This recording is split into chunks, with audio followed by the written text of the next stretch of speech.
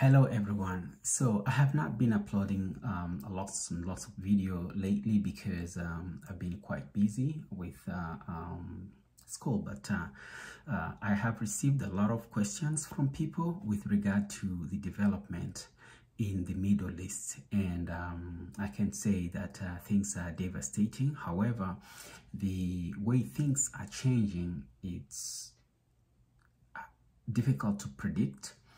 But I can see that some of the things are changing for good. I have received two questions, and one of them came through my Instagram account, and one other question came through my TikTok account, because there's where I used to post a lot of video with regard to issues of the Middle East and challenges, the war and stuff like that.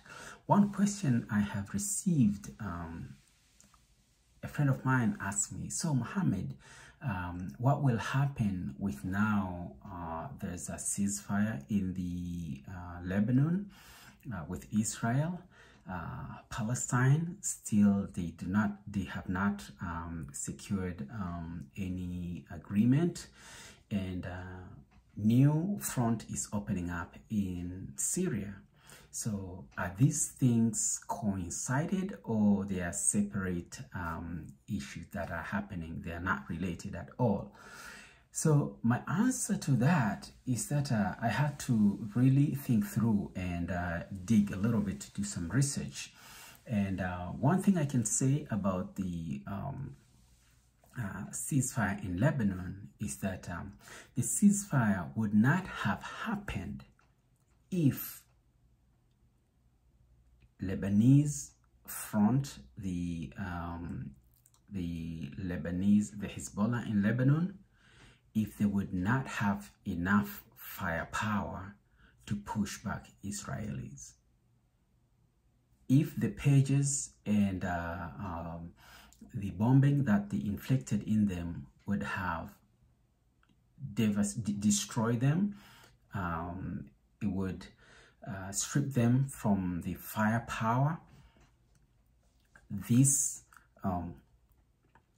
ceasefire would not have happened, because Israel would ensure that it finishes all of the Hezbollah once and for all, and it will never ever pose a threat to Israel.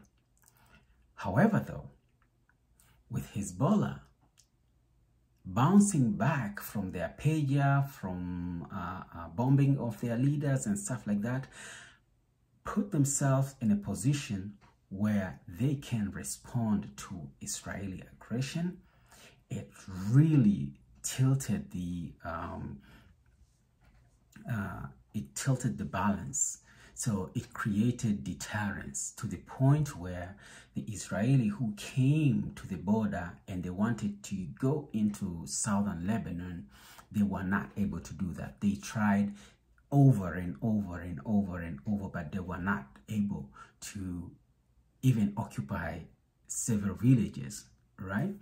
And also the fact that Hezbollah kept throwing rockets to Israel, and the range kept increasing and increasing and increasing. The amount of siren that were going on every day, every hour in Israel created anxiety. The people could not take it anymore, because they are not used to be in the receiving end of fire. They always depended on their sling, David sling, the Iron Dome, but lately all of those failed to work. They failed to protect them. So the fact that all these rockets were coming in, right, with unmanned air drone that really were able to go around their defense system, it really created anxiety, paranoia among people, and that really got into their leader's head, for that people could not take it anymore. Hence, they had to come out with any arrangement to ensure that at least they have some time to regroup. And some of you, if you have ever listened to the Prime Minister's address, you can tell if you read between the line that they are really exhausted, and not those people who were drafted to go to fight, most of them are deserting. Not all of them were willing to go and fight. So they are short in firepower, because remember, they receive all these ammunition from the Western world. Second, they don't have enough people to fight. They have taken all their workforce to put them in the military, so they cannot produce anymore. And also their economy is in shambles. For 1 year not being able to produce, you get money from the Western world and you spend for a war. For a country like Israel, it's devastating, right? So that's the reason why they came and agree with a ceasefire. But otherwise, that would not have happened, I'm telling you. Can you imagine the ceasefire to happen within a short period of time in Gaza right now? Because now Israelis are winning in Gaza. Even though the Palestinians are fighting, they are put up with Israeli, they're shooting them here and there, but still Israel has an overwhelming amount of power, because they already put the blockade, no food comes in, so all these things. So you can see there's no balance of power. There's no much of a deterrence there as opposed to what has happened in Lebanon.